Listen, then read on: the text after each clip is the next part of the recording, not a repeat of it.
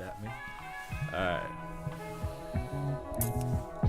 Hello, people. Welcome back to another episode of UNFAZD Recordz Studios. I'm here with my good old friend, good pal, high school buddy, Kevin Lales. Welcome back to the show, Kevin. Thank you for having me on the podcast, Ronald. No problem. How you been, bro? Working? I hear? Been pretty good. Just trying to stay busy. Busy? Alright. So, for those who don't know, and for those who do know, I've discussed this guy about a couple hundred times. I've been trying to get him on here, and finally, he's on here. We're here. So, for those who don't know, I've talked about his movie, Vino. If you guys haven't seen it, I'll put the link. Check it out. I'll put the link below. Check it out. If you guys have not yet seen it, it's a very cool, beginner short film story, right? Yeah.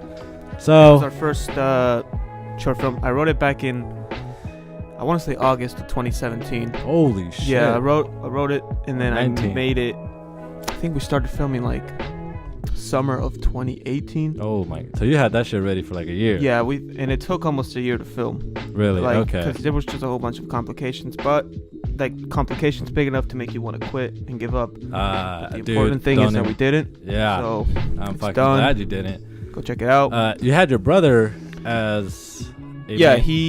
He was my lead protagonist. I always think of him when I write my movies. That's tight. Most of the characters I write. That's good. It's all about that brotherly love. Yep. You know, you gotta get that brotherly love. So I had a few questions for you I wanted to ask you. So, you're a movie fanatic. For those who don't know, he's a huge maker of movies. So what got you into movies? Like, what made you, like, how old were you to be like, I want to make movies. I love this movie. This is what I want to do. Well, ever since I was a kid,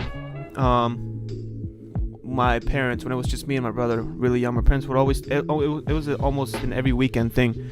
We would go to the movies and watch like a different movie every weekend.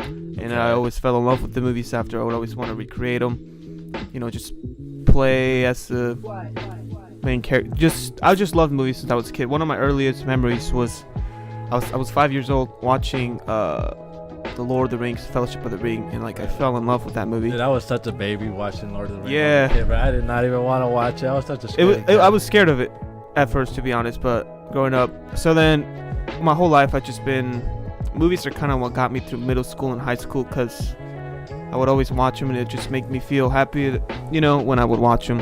So, but when I was in high school, I never thought that movies was a career. I thought I'd just be that guy that likes watching. Like a weirdo, say, I'm gonna make movies. That I just like watching movies. I was like, I'll just be that guy that just likes to watch them, you know, nothing more. But then I kept getting more into them. I was like, I don't know, I feel like it'd be really cool to make movies.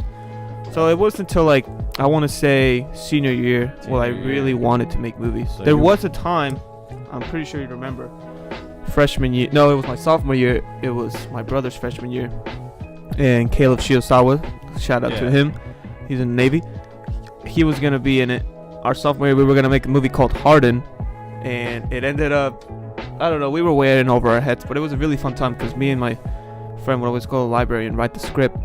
You remember I that. remember. You were going to be in it. Yeah, you discussed it back in, we used to be in PE back then. Yeah. So we discussed it. I remember discussing that, but then nothing ever happened. Never happened. We were young. We were too young. Ignorant. We were way in over our heads. This, none of that, or anything. So senior year, I write my film Vino. I film it 2018, and then I see that a lot of people were supporting me. I got so much support that just made me want to do this for the rest of my life. I was like, it made me happy while we were doing it, and I just can't see myself doing anything else other than making movies. So. I totally agree with you, man. Totally agree with you, 100%. You know, because it's all about the inner passion. That's what I'm all about here at UNFAZD. If you didn't know, we're all about inner passion, what we love to do, what we want to make our career, and that is very fucking UNFAZD of you, man. Like, so UNFAZD. I figured you probably got some negative comments, negative feedbacks, like some haters and bullshit. Not exactly that. More like just think that would bring me down. You know, so letting just people you down, not wanting to work. Know, they were like, probably either it's not gonna happen. Yeah. So then it's like you had the doubters. Some of those doubters were actually my parents, but they were laying me down easy. But it's then hard, bro. After they saw how passionate I was about it when I finished it, they're like fully supportive now. They're even telling me, oh yeah, I can't wait to see you up there in the red carpet and stuff. Yeah, which is cool. I'm fucking ready to see you up there in the fucking red carpet, man. The Director of the Year award probably or something. Get some Grammys out of that. Who knows? Nah, but I understand how the parent thing worked out because Yeah. my parents, they're like, what the fuck you doing? You're just talking to a fucking microphone on the camera all day, fucking being in the room, not helping around. I'm like, you guys don't understand yet. Yeah. Just wait. You're gonna be they the just next, need to wait till the process. You're gonna be the next Joe Rogan. Out there, everybody. If you got your parents, if you don't have yet your parents' support, just don't One even. day you will. You don't even worry about it right now. Yeah. It's kind of like fans. They'll support you once you're making it. You know what I mean? Once they see income going, once they see growth in you going, once they see more potential in you going, more deals, more sponsorships, or whatever it may be. So keep that in mind, everybody. Don't feel, what's the word, down. Don't feel. Yeah, pretty much. Don't feel small. So I wanted to talk about Vino a little bit because didn't have a lot of plot to it, right? No, this was just kind of it's not really that much of a story. It's more of a situation, honesty. But I do want to work on more of my storytelling skills that have to do with plot and character, because this really was more of a situation. But I didn't really mind it at the time just because it was my first. You're trying to get it out one. there. So it's like, you know what? I just want to film something. I don't care what it is. I just want to film. Totally understandable too. I get it. It's like you're on the time. It feels like you're on the time crunch. Yeah. I definitely understand it. You feel like you're on a time crunch. But Vino, it was really, really fun to make. I really enjoyed making it, even if there was so much bullshit that happened. I still really enjoyed making it, and it makes me really happy to work on my next projects. But back to Vino. Like I said, wrote it August 2017. And what inspired you to write that movie specifically? Some of that work was inspired by other people that I look up to, such as filmmakers like Quentin Tarantino, Martin Scorsese, Paul Thomas Anderson. One cool thing about that was when I wrote, if you see the beginning of the movie, it's when the four members, you're at a poker table. Yeah, they're talking. That scene was heavily inspired by the first 8 minutes of Quentin Tarantino's first film, Reservoir Dogs. And the coolest thing about that was whenever people would read my script, I wouldn't even tell them anything. They would tell me, you know what this reminds me of? This reminds me of Reservoir Dogs, the beginning of Reservoir Dogs. And that was like a huge compliment to me. I was like, right, that probably did felt my great. job right. That probably felt great. So that was really cool. So now that you got Vino done, I hear you're working on a new movie. Yeah. Next project, it's called Hair. Now this is gonna be a completely different style from what you've seen in Vino. It's gonna be like if I didn't even make it, because it's totally different from what the stuff I want to make. But the thing is, recently I've been feeling pretty like confused about what style I want to do with my films. I don't know if I want to do. Here we go. I don't know if I want to do. I kind of feel like I just want to do psychological films, poetic films that really make the audience think about their existence or like what they have to do in this world. Just something that really makes the audience think. It's all fun and games when you do like shootings, mafia stuff, crime. Like I love that. But me personally, I feel like you want to change it up. Yeah, I want to change. I want to be original. I want to add have your own more than just the shooting and the blood and all that. Yeah, totally. Like you probably got the drama, the comedy. Yeah. I want to do psychological stuff that just makes you think and like kind of like some Black Mirror type shit. Have you seen that? Something like that. Yeah. That shit's creepy to me. That shit's fucking creepy. Some of them. So yeah, this Hair one is gonna be actually pretty eerie and disturbing. That's kind of what our main goal was, to make it pretty eerie and disturbing. Because there's gonna be a man in a bunny mask involved. So I don't know what you make of that. Oh my god. A lot of red lighting, dark red lighting, just weird. So I'm really excited for it. But what I'm most excited for, hopefully people try to analyze the film and try to make it in their own perspective. Like I want them to figure out what I was trying to tell them, because to me, I already have the message behind it. I'm not gonna say it until the film comes out of what the film means to me. Stay tuned. Hair comes out early 2019 it will. We're planning on starting filming February, I will let you guys know on some release dates Yep. for sure, and we'll definitely have him ready and come back and talk about that movie. And maybe if you guys didn't get the message, he'll come back and explain it to y'all.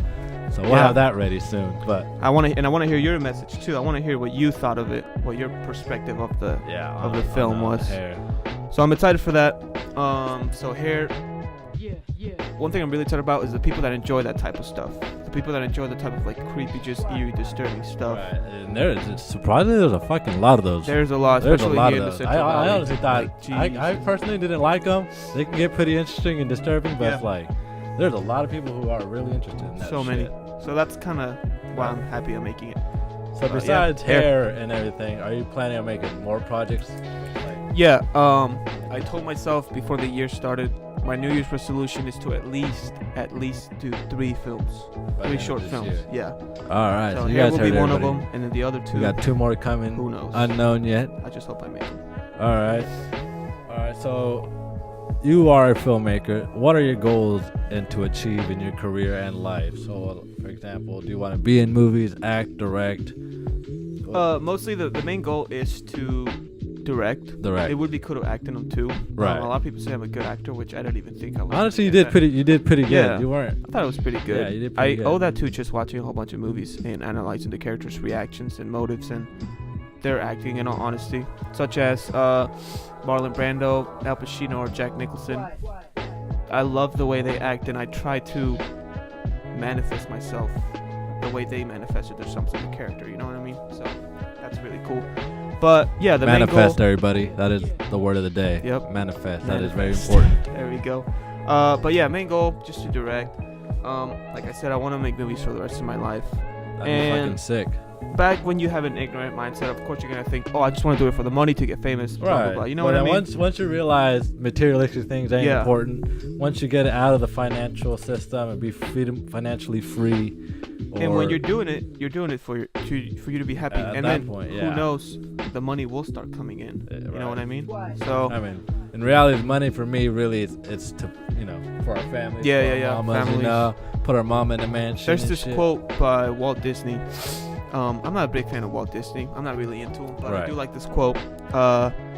We don't make movies to make money. We make money to make more movies. So that quote right there. Damn. I love that quote. Damn. Shout out to Walt Disney for that quote. Walt Disney, you fucking did it again with another quote. Yep. That's crazy.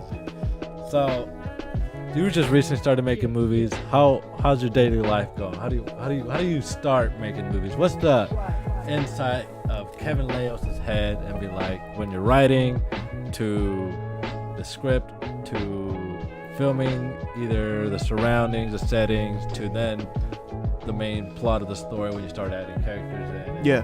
So how does that all go in your head? How does that work for you? So before that sounds so complicated for me. Yeah. I figure you have to think 10 steps ahead. For me, to write a story, I literally get inspired by the smallest things. I get inspired for I could literally see I don't know, maybe a leaf on the ground, and I'll be like, oh, you know what I mean?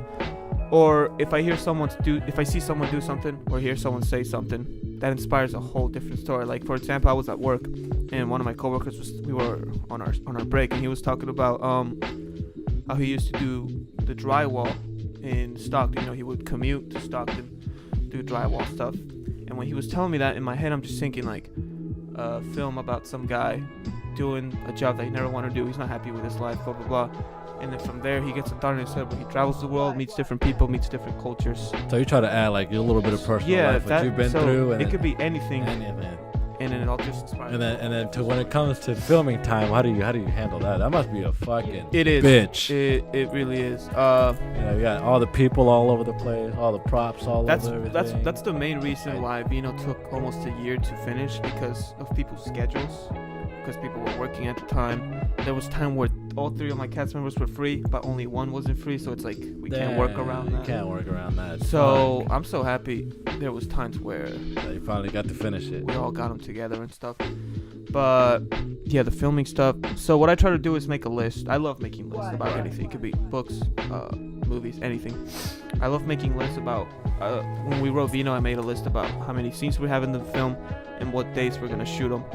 So that is something I gotta work on myself. Is just be more organized, and just be more persistent with myself to make it happen. Because I don't blame people for just sitting in their bed on their phone or watching whatever. Because we all do it, we all procrastinate, but you just gotta have that spark in you that makes you want to get up and do something that day. You know what I mean? Yeah, definitely. And I wish that spark. Fire in your ass, huh? I want that to happen. That fire in your ass. Everybody needs a fire in their ass. Definitely. You just gotta look for that fire in your ass to make you get up and do what you love. And that's what yeah. I really want to work on with me. I don't want to be, procrastinating and lazy about doing the stuff that I want to do.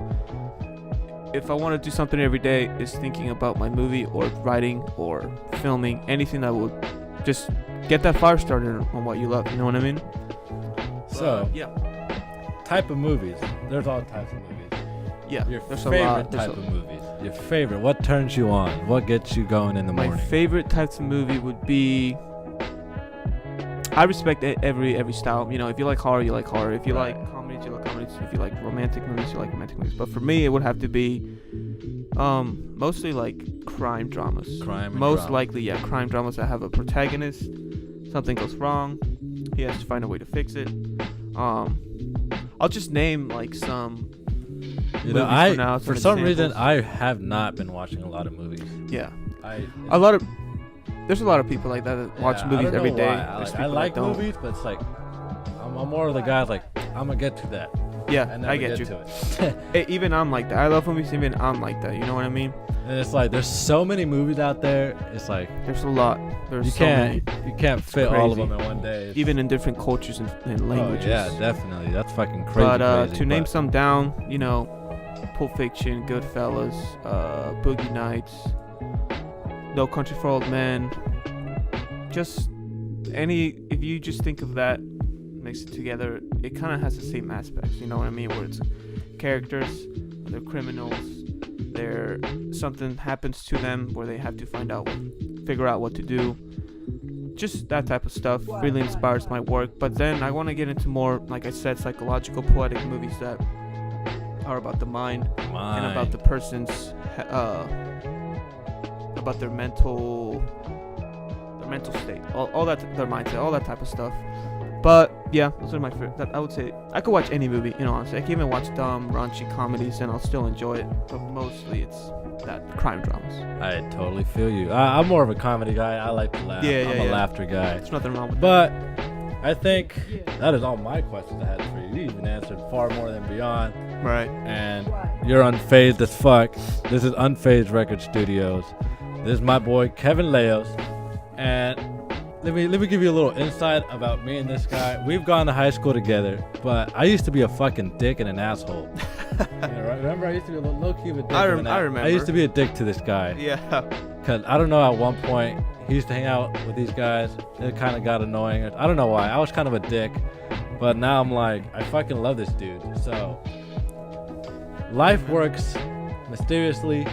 Don't be a fucking asshole like me, who I once was, because honestly, it made my life shitty, negative, and like you make more friends when you're fucking. That's very true. When you don't mean no harm. Especially because, in all honesty, you really don't get anything out of being a negative person. You person. really don't. You get nothing. And like being positive is the greatest way of fucking networking, dude. Networking with him, we're probably gonna start filming shit together too. You know what I mean? But anyways, I don't think you knew this, but I'm having a giveaway to get some more following. Oh, okay, for sure. Yeah, I'm doing a $20 giveaway, so whoever wants that, you guys it's yours if they what do you do? Subscribe, follow, like, and comment, and tag, share. And share. Share is really important. And then comment, DM me, say I want that fucking $20. Yeah, and it's all yours. I'll have him throw another $20. Because, podcasts are really big right now. Yeah, I feel like definitely. anyone can make it in the podcast, radio show type industry. I encourage anyone to fucking do what I'm doing. It's fun. It's really fun. We talk every day. But there's something about sitting down with a mic and headphones. It just makes it a whole lot different. All right, everybody. Well, that is it. This is my boy Kevin Leos here. My boy Finally got him on the podcast since fucking last of the year. It was fun. It was fun. I'm glad to have you on, my brother. Thanks for having me. I would Love you to guys come stay back. tuned. Follow him. I'll put his social media, whatever. I'll put in his Vino movie, and then we'll keep in contact for the hair, everybody. So that is it. It's your host, Ronnie Hernandez, signing you out from UNFAZD Recordz Studios. Peace.